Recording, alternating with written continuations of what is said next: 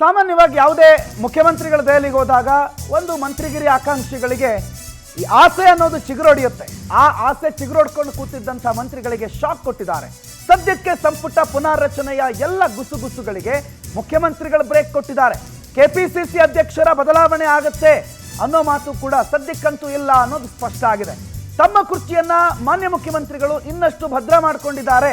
ತಾನು ಕುರ್ಚಿಯಿಂದ ಇಳಿಯುವ ಸಂಭವ ಸದ್ಯಕ್ಕಂತೂ ಹತ್ರ ಬರಬಾರ್ದು ಅನ್ನೋ ಲೆಕ್ಕದಲ್ಲಿ ಮುಖ್ಯಮಂತ್ರಿಗಳು ತಮ್ಮ ಕಸರತ್ತನ್ನು ನಡೆಸಿದ್ದಾರೆ. ದೆಹಲಿಯಲ್ಲಿ ರಾಹುಲ್ ಗಾಂಧಿ ಅವರನ್ನು ಭೇಟಿಯಾದರು, ಮುಖ್ಯಮಂತ್ರಿಗಳು ಚರ್ಚೆ ಮಾಡಿದ್ರು. ಭೇಟಿಯ ಬಳಿಕ ಹೇಳಿದ್ರು, ಸದ್ಯಕ್ಕೆ ಸಂಪುಟ ಪುನಾರಚನೆ ವಿಸ್ತರಣೆ ಮಗದೊಂದು ಯಾವುದೂ ಇಲ್ಲ. ಸಚಿವ ಸ್ಥಾನಕ್ಕೆ ಸರದಿ ಸಾಲಲ್ಲಿ ನಿಂತಹ ಶಾಸಕರಿಗೆ ಅದು ಎದೆ ಹೊಡೆದಂಗಾಯ್ತು. ಇವತ್ತಿನ ಭೇಟಿ ಒಂದು ಪ್ರಿಯಾಂಕಾ ವಾದ್ರಾ ಇದ್ರು, ಅವರನ್ನ ಭೇಟಿ ಮಾಡಿ ಕಂಗ್ರಾಚುಲೇಟ್ ಮಾಡಿದ್ರು ಮತ್ತು ರಾಹುಲ್ ಗಾಂಧಿ ಮತ್ತು ಪ್ರಿಯಾಂಕಾ ವಾದ್ರಾ ಇಬ್ಬರು ಸೇರಿಕೊಂಡು ರಾಜ್ಯದ 3 ಕ್ಷೇತ್ರಗಳ ಅಭೂತಪೂರ್ವ ಗೆಲುವಿಗೆ ಸಿದ್ದರಾಮಯ್ಯನವರನ್ನು ಕಂಗ್ರಾಚುಲೇಟ್ ಮಾಡಿದ್ರು. ಮಾಡಲೇಬೇಕು, ಯಾಕಂದ್ರೆ ಕಾಂಗ್ರೆಸ್ಗೆ ಸ್ವಲ್ಪ ಉಸಿರಾಡೋ ಜಾಗ ಕೊಡ್ತಾ ಇರೋದು ಕರ್ನಾಟಕ ಮಾತ್ರ. ಹಾಗಾಗಿ ಕರ್ನಾಟಕದಲ್ಲಿ ಸಿದ್ದರಾಮಯ್ಯ ಮಾಸ್ ಲೀಡರ್, ಸೌತ್ ಇಂಡಿಯಾದ ಮಾಸ್ ಲೀಡರ್ ಅನ್ನೋದನ್ನ ಮತ್ತೊಮ್ಮೆ ಪ್ರೂವ್ ಮಾಡ್ಕೊಂಡಿದ್ದಾರೆ. ಅದರ ಜೊತೆಗೆ ಇವತ್ತಿನ ಈ ಭೇಟಿಯಲ್ಲಿ ಮಲ್ಲಿಕಾರ್ಜುನ ಖರ್ಗೆ ಅವರನ್ನು ಭೇಟಿಯಾದರು, ರಾಹುಲ್ ಗಾಂಧಿ ಅವರನ್ನು ಭೇಟಿಯಾದರು, ಪ್ರಿಯಾಂಕಾ ಅವರನ್ನು ಭೇಟಿಯಾದರು. ಎಲ್ಲರನ್ನ ಭೇಟಿಯಾಗಿ ಬಂದ ನಂತರ ಹೊರಗಡೆ ಬಂದ ಮೇಲೆ ಸದ್ಯಕ್ಕಂತೂ ಸಂಪುಟ ಪುನಾರಚನೆ ಇಲ್ಲ, ಕೆಪಿಸಿಸಿ ಅಧ್ಯಕ್ಷರ ಬದಲಾವಣೆ ಕೂಡ ಇಲ್ಲ ಅಂತಂದ್ರು. ಇನ್ನು ಹಾಸನದಲ್ಲಿ 5ನೇ ತಾರೀಕು ಸಮಾವೇಶ ನಡೆಯುತ್ತೆ. ಆ ಸಮಾವೇಶಕ್ಕೆ ಹೈಕಮಾಂಡ್ ಇಂದಲೇ ಗ್ರೀನ್ ಸಿಗ್ನಲ್ ಅನ್ನು ಪಡ್ಕೊಂಡ್ರು. ಸ್ವಾಭಿಮಾನಿ ಒಕ್ಕೂಟಕ್ಕೆ ಸಾಥ್ ಕೊಡ್ತಿದ್ದೇವೆ ಅಂತ ಮುಖ್ಯಮಂತ್ರಿಗಳು ಮಾತಾಡ್ತಾರೆ. ಪಕ್ಷದ ವತಿಯಿಂದ ಸಮಾವೇಶ ಅಲ್ಲ, ಸಿಎಂ ಶಕ್ತಿ ಪ್ರದರ್ಶನ ಇದು ಅಂತ ಮಲ್ಲಿಕಾರ್ಜುನ ಖರ್ಗೆ ಅವರನ್ನು ನಾವು ಕರೆಸ್ತೀವಿ, ರಾಹುಲ್ ಗಾಂಧಿ ಅವ್ರಿಗೂ ಕೂಡ ಆಹ್ವಾನ ಕೊಡ್ತೀವಿ. ಇದು ಪಕ್ಷದ್ದೇ ಕಾರ್ಯಕ್ರಮ. ಸ್ವಾಭಿಮಾನಿ ಸಮಾವೇಶ ನಾನು ಮಾಡೋದಾದ್ರೂ ಅದು ಕಾಂಗ್ರೆಸ್ದೇ ಕಾರ್ಯಕ್ರಮ, ಎಲ್ಲರಿಗೂ ಆಹ್ವಾನವನ್ನು ನಾನು ಕೊಟ್ಟಿದ್ದೀನಿ ಅಂತ ಮಾನ್ಯ ಮುಖ್ಯಮಂತ್ರಿಗಳು ಈ ಸ್ವಾಭಿಮಾನಿ ಸಮಾವೇಶದ ವಿಚಾರದಲ್ಲಿ ಎದ್ದಿದ್ದಂತಹ ಒಂದು ಅಸಮಾಧಾನಕ್ಕೆ ಒಂದು ಸಂದೇಶ ಕೊಟ್ಟರು. ಹಾಸನ ಸಮಾವೇಶದ ಮುಖಾಂತರ ಸಿಎಂ ಎದುರಾಳಿಗಳಿಗೂ ಕೂಡ ಒಂದು ಸಂದೇಶ ಕೊಟ್ಟಂಗೆ ಕಾಣ್ತಾ ಇದೆ. ಹಾಗಾದ್ರೆ ಮುಖ್ಯಮಂತ್ರಿಗಳು ಇವತ್ತು ದೆಹಲಿಯಲ್ಲಿ ಕೂತ್ಕೊಂಡು ಏನೇನು ಹೇಳಿದ್ರು, ಯಾವ್ಯಾವ ಮಾತುಗಳನ್ನು ಆಡಿದ್ರು ಕೇಳಿಸ್ಕೊಳ್ಳಿ. ಕಾಂಗ್ರೆಸ್ ಸಮಿತಿ ಅಧ್ಯಕ್ಷರು ಇದರಲ್ಲಿ ಸ್ವಾಭಿಮಾನಿಗಳ ಸಮಾವೇಶ ಮಾಡ್ತಾರೆ.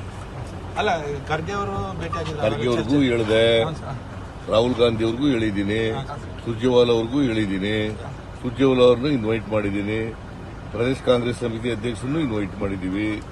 ಇದು ನಾವು ಮಾಡ್ತಾ ಇಲ್ಲ, ಆಕ್ಚುಲಿ ಅವ್ರು ಮಾಡ್ತಾ ಇರೋದು ನಾವು ಸೇರ್ಕೊಂಡಿದ್ದೀವಿ. ಇದರಲ್ಲಿ ಸ್ವಾಭಿಮಾನಿಗಳ ಸಮಾವೇಶ ಮಾಡ್ತಾರೆ. ಅಲ್ಲ, ಖರ್ಗೆ ಅವರು ಭೇಟಿಯಾಗಿದ್ದಾರೆ, ಖರ್ಗೆ ಅವ್ರಿಗೂ ಹೇಳಿದೆ, ರಾಹುಲ್ ಗಾಂಧಿ ನಂತರ ಆದ್ರೆ ಕೆಪಿಸಿಸಿ ಬದಲಾವಣೆ, ಅಧ್ಯಕ್ಷರ ಬದಲಾವಣೆ ಆಗಬೇಕು ಅನ್ನೋದು ಮತ್ತು ಕಾಂಗ್ರೆಸ್ನಲ್ಲಿ ಒಬ್ಬ ವ್ಯಕ್ತಿಗೆ 2 ಹುದ್ದೆಗಳನ್ನು ಕೊಡಬಾರದು ಅನ್ನೋ ಲೆಕ್ಕಾಚಾರ ಎಲ್ಲ ಇತ್ತು. ಆದ್ರೆ ಡಿ.ಕೆ. ಶಿವಕುಮಾರ್ ಕೈಯಲ್ಲಿ 4 ಇದೆ, 3 ಮಿನಿಸ್ಟ್ರಿ, 1 ಕೆಪಿಸಿಸಿ ಅಧ್ಯಕ್ಷರು. ಹಾಗಾಗಿ ಅವರು ಮುಂದುವರಿಯಲ್ಲ, ಇಳಿತಾರೆ ಅನ್ನೋದು ಒಂದ್ ಕಡೆ ಇತ್ತು. ಆದ್ರೆ ಅದಕ್ಕೂ ಕೂಡ ಬ್ರೇಕ್ ಬಿದ್ದಿದೆ. ಹೈಕಮಾಂಡ್ ಭೇಟಿಯ ಬಳಿಕ ಡಿ.ಕೆ. ಶಿವಕುಮಾರ್ ಅದೂ ಇಲ್ಲ ಬದಲಾವಣೆ, ತಾನೇ ಮುಂದುವರಿತೀನಿ ಅನ್ನೋದನ್ನು ಕೂಡ ಬಹಳ ಸ್ಪಷ್ಟವಾಗಿ ಹೇಳಿದ್ದಾರೆ. ಆದ್ರೆ ಸತೀಶ್ ಜಾರಕಿಹೊಳಿ ಸ್ವಲ್ಪ ಅಧ್ಯಕ್ಷರ ಪಟ್ಟಕ್ಕೆ ಒಲವಿತ್ತು ಅವರದ್ದು, ಎಲ್ಲರೂ ಒಟ್ಟಿಗಾಗಿ ಹೋಗೋದಾದ್ರೆ ನಾನು ರೆಡಿ ಇದ್ದೀನಿ ಅನ್ನೋ ರೀತಿಯಲ್ಲಿ ಹೇಳಿದ್ರು. ಇನ್ನು ಕೆ.ಎನ್. ರಾಜಣ್ಣ ಕೆಪಿಸಿಸಿ ಅಧ್ಯಕ್ಷ ಸ್ಥಾನ ಕೊಡಿ, ಸಚಿವ ಸ್ಥಾನಕ್ಕೆ ರಾಜೀನಾಮೆ ನೆಕ್ಸ್ಟ್ ಮೊಮೆಂಟೇ ತಗೊಳ್ಳಿ, ನಾನು ಕೆಪಿಸಿಸಿ ಮುನ್ನಡೆಸ್ಕೊಂಡು ಹೋಗ್ತೀನಿ ಅನ್ನೋ ಒಂದು ಮಹತ್ವಾಕಾಂಕ್ಷೆಯನ್ನು ತೋರಿದ್ರು. ಆ ಮಹತ್ವಾಕಾಂಕ್ಷೆಯನ್ನು ತೋರಿರುವ ರಾಜ್ಯದ ಕಾಂಗ್ರೆಸ್ ನಾಯಕರುಗಳಿಗೆ ಡಿ.ಕೆ. ಶಿವಕುಮಾರ್ ಕೂಡ ಸದ್ಯಕ್ಕೆ ಕೆಪಿಸಿಸಿ ಅಧ್ಯಕ್ಷ ಸ್ಥಾನದ ಬದಲಾವಣೆ ಇಲ್ಲ ಮತ್ತು ಅದ್ರ ಬಗ್ಗೆ ನೀವೆಲ್ಲ ಚರ್ಚೆ ಮಾಡೋದು ಬೇಡ ಅಂತ ದೆಹಲಿಯಲ್ಲಿ ಕೂತ್ಕೊಂಡು ಮಾತಾಡಿದ್ದಾರೆ. ಏನಂದ್ರು ಡಿ.ಸಿ.ಎಂ ಡಿ.ಕೆ. ಶಿವಕುಮಾರ್ ಕೇಳಿಸ್ಕೊಳ್ಳಿ. ಯಾವ ಪಾರ್ಟಿಗೂ ಮೀಡಿಯಲ್ಲಿ ಯಾವತ್ತು ರಾಜಕೀಯ ನಡೆಯಲ್ಲ. ಮೀಡಿಯಲ್ಲಿ ಯಾರು ರಾಜಕಾರಣ ಚರ್ಚೆ ಮಾಡಕ್ಕೆ ಯಾರಿಗೂ ಸೂಕ್ತ ಅಲ್ಲ, ಯಾವ ಪಾರ್ಟಿಗೂ ಸೂಕ್ತ ಅಲ್ಲ. ಮೀಡಿಯಲ್ಲಿ ಯಾವತ್ತು ರಾಜಕೀಯ ನಡೆಯಲ್ಲ. ಮೀಡಿಯಲ್ಲಿ ಯಾರು ರಾಜಕಾರಣ ಚರ್ಚೆ ಮಾಡಕ್ಕೆ ಯಾರಿಗೂ ಸೂಕ್ತ ಅಲ್ಲ, ಯಾವ ಪಾರ್ಟಿಗೂ ಸೂಕ್ತ ಅಲ್ಲ. ಮೀಡಿಯಲ್ಲಿ ಯಾವತ್ತು ರಾಜಕೀಯ ನಡೆಯಲ್ಲ. ಮೀಡಿಯಲ್ಲಿ ಯಾರು ರಾಜಕಾರಣ ಚರ್ಚೆ ಮಾಡಕ್ಕೆ ಯಾರಿಗೂ ಸೂಕ್ತ ಅಲ್ಲ. ಸಿಎಂ ಡಿ.ಸಿ.ಎಂ ಇಬ್ಬರು ಕೂಡ ದೆಹಲಿಯಲ್ಲಿ ಕೂತ್ಕೊಂಡು ಆಡಿದಂಥ ಮಾತು, ಆ ಮಾತು ಇಲ್ಲಿನ ಸಚಿವಾಕಾಂಕ್ಷಿಗಳಿಗೆ ಒಂದ್ ಕಡೆ, ಕೆಪಿಸಿಸಿ ಅಧ್ಯಕ್ಷ ಸ್ಥಾನದ ಆಕಾಂಕ್ಷಿಗಳಿಗೂ ಕೂಡ ಸ್ವಲ್ಪ ಹಿನ್ನಡೆಯಾಗಿದೆ. ಏನೇನಂದ್ರು ಸಚಿವಾಕಾಂಕ್ಷಿಗಳು ಮತ್ತು ಕೆಪಿಸಿಸಿ ಅಧ್ಯಕ್ಷ ಸ್ಥಾನದ ಆಸೆಯಲ್ಲಿದ್ದವರು ರಾಜ್ಯದ ಕಾಂಗ್ರೆಸ್ ನಾಯಕರು ಕೇಳಿಸ್ಕೊಳ್ಳಿ. ಈಗ ಅಧ್ಯಕ್ಷ ಅಂತ ಓಡಾಡ್ತಾ ಇದೆ, ಮಂತ್ರಿ ಆಗಲಿಕ್ಕೆ ಆಸೆ ಇದೆ, ಅಧ್ಯಕ್ಷ ಆಗಲಿಕ್ಕೆ ಆಸೆ ಇದೆ, ಮಂತ್ರಿ ಆಗಲಿಕ್ಕೆ ಆಸೆ ಇದ್ದೇ ಇದೆ. ಆದರೆ ಅಂತಿಮವಾಗಿ ಪಕ್ಷ ನಿರ್ಧಾರ ಮಾಡಬೇಕು, ಪಕ್ಷ ತೀರ್ಮಾನವೇ ಅಂತಿಮ. ಹಿಂದಕ್ಕೆ ಸಿ.ಎಂ ಅಂತ ಕೂಡ ಭಾಳಷ್ಟು ಓಡಾಡಿತು, ಈಗ ಅಧ್ಯಕ್ಷ ಅಂತ ಓಡಾಡ್ತಾ ಇದೆ. ಅದು ನಮ್ಮ ಉತ್ಸಾಹ ಅಷ್ಟೇ. ಅದು ಅಂತಿಮವಾಗಿ ಪಕ್ಷ ತೀರ್ಮಾನ ಮಾಡಬೇಕಾಗುತ್ತೆ, ಯಾರಿಗೆ ಮಾಡಬೇಕು, ಯಾರು ಮಾಡಬೇಕು. ಸೊ ನಾವೆಲ್ಲ ಕಾದು ನೋಡ್ಬೇಕಷ್ಟೇ. ಸರ್, ನೀವೇನಾದರೂ ಇಲ್ಲ ನಾವೇನು ಯಾರಿಗೆ ಒತ್ತಡ ಮಾಡ್ತಾ ಇಲ್ಲ ಅಥವಾ ನಮಗೆ ಆಸೆನೂ ಇಲ್ಲ. ಸೊ ಈಗೆಲ್ಲ ಚುನಾವಣೆ ಗೆಲ್ಲಿಸಿದ್ದೀವಿ, ತೃಪ್ತಿ ಇದೆ. ಮಂತ್ರಿಯಾಗಿ ಕೆಲಸ ಮಾಡ್ತಿದ್ದೀವಿ, ತೃಪ್ತಿ ಇದೆ. ಅಲ್ಲಿಗೆ ನಾವು ಹೆಚ್ಚು ಗಮನ ಹರಿಸ್ತಾ ಇದ್ದೀವಿ. ಅಹಿಂದ ನಾಯಕರಿಗೆ ಕೊಡಬೇಕು ಅನ್ನೋಂಥ ಒತ್ತಾಯ ಇದೆ. ಇದೇ ಒತ್ತಾಯ ಅದೇ ಹೇಳಿದಿಲ್ಲ, ಒತ್ತಾಯ ಇದ್ರೂ ಕೂಡ ಅಂತಿಮವಾಗಿ ನಮ್ಮ ವರಿಷ್ಠರು ತೀರ್ಮಾನ ಮಾಡಬೇಕು ಯಾರಿಗೆ ಕೊಡಬೇಕು. ಸಂಪುಟ ರಚನೆ ಮಾಡೋದಿರ್ಬೋದು ಮತ್ತೆ ಯಾವುದೇ ರಾಜಕೀಯ ತೀರ್ಮಾನಗಳನ್ನ ಹೈಕಮಾಂಡ್ ಅವರು ಯಾವಾಗ ಅವರಿಗೆ ಸೂಕ್ತ ಅಂತ ಹೇಳಿ ಅವ್ರಿಗೆ ಅನಿಸುತ್ತೆ ಆಗ ಅವರು ತೀರ್ಮಾನ ತೆಗೆದುಕೊಳ್ತಾರೆ. ಯಾರನ್ನು ಬೇಕಾದ್ರೂ ಡ್ರಾಪ್ ಮಾಡ್ಬೋದು, ಯಾರನ್ನು ಬೇಕಾದ್ರೂ ಸೇರಿಸ್ಬೋದು. ಅದು ಅಂತಿಮವಾಗಿ ಕಾಂಗ್ರೆಸ್ ಹೈಕಮಾಂಡ್ ಅವರ ಒಂದು ತೀರ್ಮಾನ. ಕಾಂಗ್ರೆಸ್ ಪಕ್ಷದ ಹೈಕಮಾಂಡ್ ನಿಗಾ ಇಟ್ಟೇ ಇರ್ತಾರೆ. ಅವರು ಯಾವುದು ಸರಿ ಇಲ್ಲ ಅಂತಕ್ಕಂಥದ್ದು ಅವರ ವಿವೇಚನೆಗೆ ಬರ್ತದೆ. ಆ ವಿವೇಚನೆ ಆಧಾರದ ಮೇಲೆ ಅವರು ನಿರ್ಣಯವನ್ನ ಸೂಕ್ತ ಕಾಲದಲ್ಲಿ ತೆಗೆದುಕೊಳ್ಳಲಿಕ್ಕೆ ಅವರಿಗೆ ಸ್ವತಂತ್ರ ಇರ್ತಾರೆ, ಅವ್ರು ತೆಗೆದುಕೊಳ್ತಾರೆ. ನನ್ನ ಅಧ್ಯಕ್ಷ ಮಾಡೋದಾದ್ರೆ ನಾನು ಮಂತ್ರಿ ಕೆಲಸ ಬಿಡ್ತೇನೆ, ನನ್ನ ಅಧ್ಯಕ್ಷ ಒಂದು ಅವಕಾಶ ಕೊಡ್ತಾರೆ ಅಂತ ಆದ್ರೆ ಅಂತ ಹೇಳಿದ್ದೀನಿ. ಈಗಲೂ ಕೂಡ ಅವರ ಏನು ನಾವು 136 ಗೆದ್ದ ಮೇಲೆ ಕ್ಯಾಬಿನೆಟ್ ರಚನೆ ಮಾಡಿದಂಥ ಕಾಲದಲ್ಲಿ ಆವಾಗಲೇ ನನ್ನ ಹೆಸರಿತ್ತನ್ನು ಕೊಡಬೇಕು ಅಂತ ತೀರ್ಮಾನ ಆಗ್ಬಿಟ್ಟಿತ್ತು. ನನಗೆ ಮಿನಿಟ್ಸ್ ಸಿಗ್ತದೆ ಅಂತ ನಾನು ನನ್ನ ಕ್ಷೇತ್ರದ ಜನ ಎಲ್ಲನೂ ಹೇಳ್ಕೊಂಡಿದ್ದೆ. ಕಾರಣಾಂತರದಿಂದ ಕೈ ಬಿಟ್ಟೋಯ್ತು. ಆಗ ನಾನು CM ನಡಕ್ಕೆ CM ಅವರಂದರು, ನೀನು ವಿಧಾನಸಭೆಯ ಉಪಾಧ್ಯಕ್ಷರಾಗಿ ಮಾಡು, 1 ವರ್ಷ ಮಾಡು ಸಾಕು ಅಂದರು. ಇಲ್ಲ, ನಾನು ಒಪ್ಪಲಿಲ್ಲ. ಒಪ್ಪದಿದ್ಮೇಲೆ ನನಗೆ MS ಚೇರ್ಮನ್ ಕೊಟ್ಟರೆ ಈಗ 1 ವರ್ಷನೂ ಆಗಿದೆ, ಈಗ ಮಾಡ್ತಾರೆ. ನನಗೆ ನಂಬಿಕೆ ಇದೆ. ನನಗೆ ಇದೇ ವಿಚಾರದ ಬಗ್ಗೆ ನಾವು ಚರ್ಚೆಯನ್ನು ಮಾಡೋಣ. ಇದೇ ವಿಚಾರದ ಬಗ್ಗೆ ಚರ್ಚೆ ಮಾಡೋದಕ್ಕೆ ನಮ್ಮ ಸ್ಟುಡಿಯೋದಲ್ಲಿದ್ದಾರೆ ಕಾಂಗ್ರೆಸ್ನ ವಕ್ತಾರ ನಂದನ್ ಕಶ್ಯಪ್. ಕಾರ್ಯಕ್ರಮಕ್ಕೆ ಸ್ವಾಗತ ನಂದನ್ ಕಶ್ಯಪ್ ಅವರೇ. ಬಿಜೆಪಿ ವಕ್ತಾರ ಮೀರಾ ರಾಘವೇಂದ್ರ ಕೂಡ ನಮ್ಮ ಚರ್ಚೆಯಲ್ಲಿ ನಮ್ಮ ಜೊತೆಗೆ ಜಾಯ್ನ್ ಆಗಿದ್ದಾರೆ. ಮೀರಾ ರಾಘವೇಂದ್ರ ಅವರು ಕೂಡ ಕಾರ್ಯಕ್ರಮಕ್ಕೆ ಆತ್ಮೀಯವಾದ ಸ್ವಾಗತ. ನಾನು ಆಡಳಿತ ಪಕ್ಷದ ವಕ್ತಾರರಿಂದ ಆರಂಭ ಮಾಡ್ತೀನಿ. ಯಾರಿಗೆ ಹಿನ್ನಡೆ ಯಾರಿಗೆ ಮುನ್ನಡೆ ಅಂತ ಒಂದು ಪ್ರಶ್ನೆ. ಯಾಕಂದರೆ ಸಂಪುಟ ಪುನಾರಚನೆಯ ವಿಚಾರ ಇಷ್ಟು ಶೀಘ್ರದಲ್ಲಿ ಮುನ್ನಡೆಗೆ ಬರುತ್ತೆ ಅಥವಾ ಮುನ್ನೆಲೆಗೆ ಬರುತ್ತೆ ಅನ್ನೋದು ನಾವು ಯಾರೂ ನಿರೀಕ್ಷೆ ಮಾಡಿರಲಿಲ್ಲ. ಆಟೋಮೆಟಿಕ್ಲಿ ಮುನ್ನಡೆಗೆ ಬಂತು. ಅದು ಆಟೋಮೆಟಿಕ್ಲಿ ಅಲ್ಲೇ ತಣ್ಣಗಾಗ್ಬಿಟ್ಟಿದೆ, ನೀರು ಹಾಕ್ಬಿಟ್ರು. ಎಲ್ಲ ಉರಿತಾ ಇದ್ದಂಥ ಸ್ಪಾರ್ಕ್ ಸದ್ಯಕ್ಕೆ ಆಫ್ ಆಗಿಬಿಟ್ಟಿದೆ.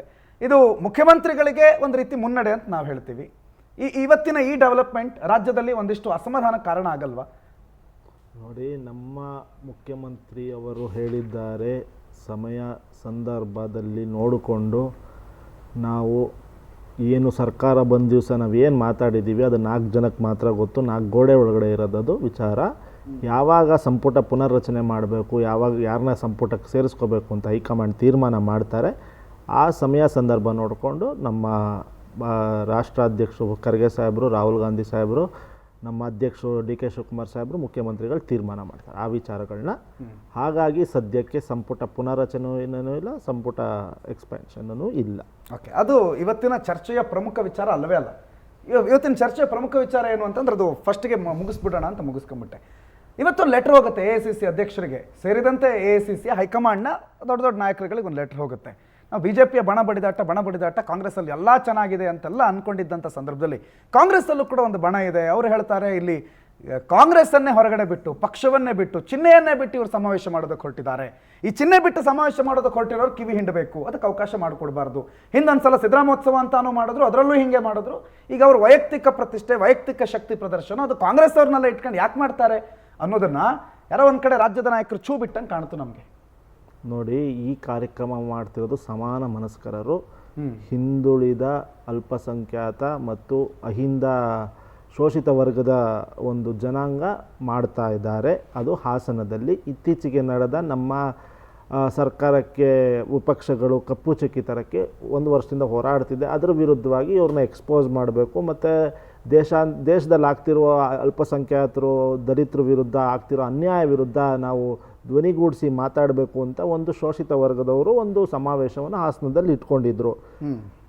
ಹಾಗಾಗಿ ಅದನ್ನು ಆಯೋಜನೆ ಮಾಡಿರೋದು ನಮ್ಮ ಸಿದ್ದರಾಮಯ್ಯನವರ ಟೀಮು ಯಾರೂ ಅಲ್ಲ. ಅದನ್ನು ಮಾಡಿರೋದು ಒಬ್ಬರು ಲೈಕ್ ಮೈಂಡೆಡ್ ಪೀಪಲ್ಲು, ವಿರೋಧ ಪಕ್ಷದ ಕೇಂದ್ರದಲ್ಲಿ ವಿರೋಧ ಪಕ್ಷದ ವಿರುದ್ಧವಾಗಿ ಹೋರಾಡಬೇಕು ಅನ್ನೋ ಒಂದು ಲೈಕ್ ಮೈಂಡೆಡ್ ಪೀಪಲ್ ಆ ಸಮಾವೇಶನ ಆಯೋಜನೆ ಮಾಡಿದ್ದಾರೆ.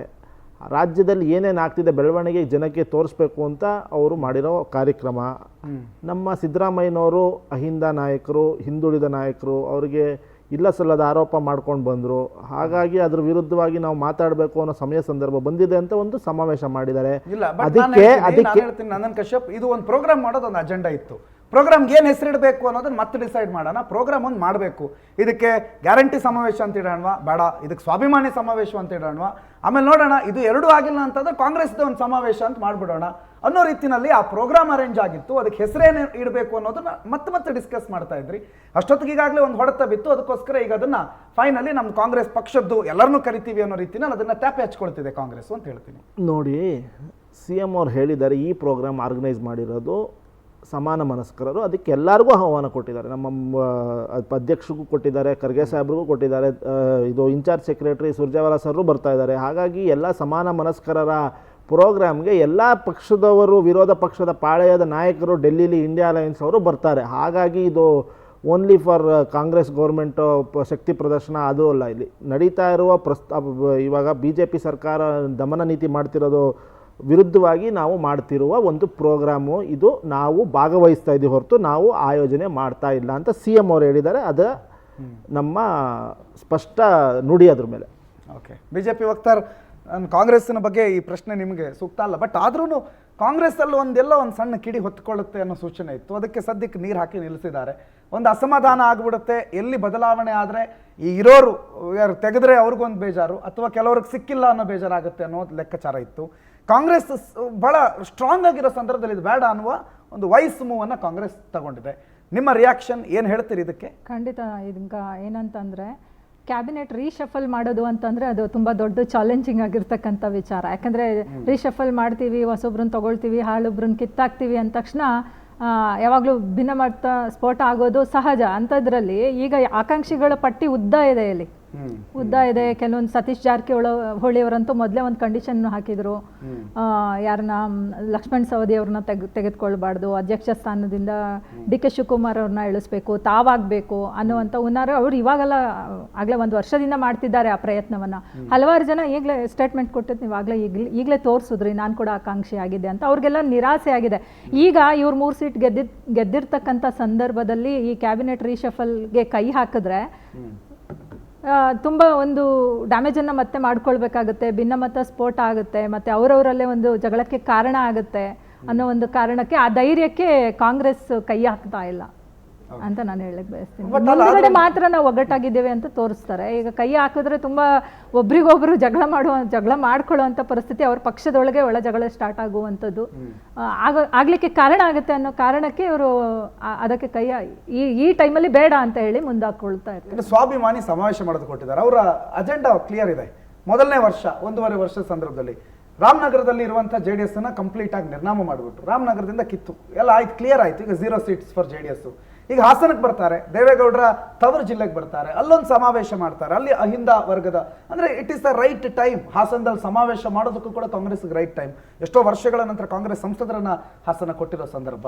ಇಂಥ ಸಂದರ್ಭದಲ್ಲಿ ನಿಮ್ಮ ಮಿತ್ರ ಪಕ್ಷವನ್ನ ಹೆಸರಿಲ್ಲದಂತೆ ತೆಗೆಯುವ ಅವರು ಪ್ರಯತ್ನ ನಡೀತಿದೆ.